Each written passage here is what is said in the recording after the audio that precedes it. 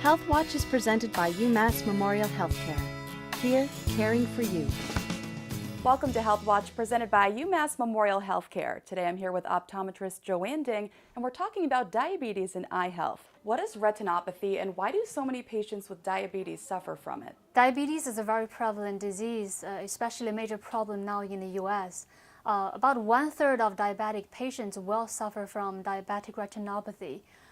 The reason it's so prevalent is that diabetes is essentially a disease that causes damage to our blood vessels. All blood vessels of the body can be involved. And the retina, which is the back lining of the eye, is richly supplied by blood vessels.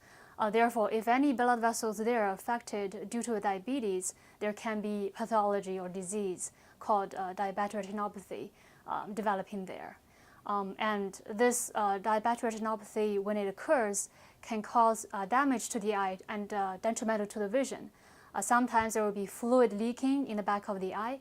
There can be new blood vessels forming. What happens when you have retinopathy? So when you have that problem, there can be fluid leakage in the back of the eye, and that can really severely impact vision.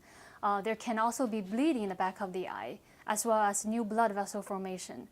The back of the eye is where the light, all the visual information is gathered, which is then sent to the brain for us to interpret the visual world.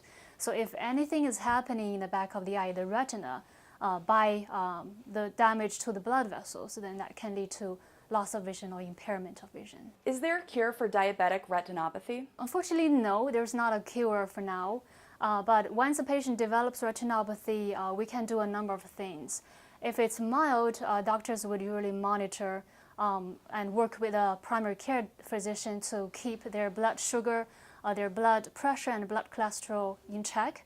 That would help to delay or slow down the progression of diabetic retinopathy. Also, if the retinopathy is to a certain extent that affects vision, for example, fluid leaking and goes underneath the central vision of the back of the eye, then doctors can do laser procedures or can inject a medication to help slowing down the fluid leakage and slowing down new vessel formation. So these can be used to treat diabetic retinopathy and recover some of the vision, but there's no cure. Is it preventable? I would say yes. Most importantly, it's a systemic disease manifested in the eye. So if the patient really works with their primary care doctor or their endocrinologist as well as the eye doctor, they can prevent this by controlling their glucose really well.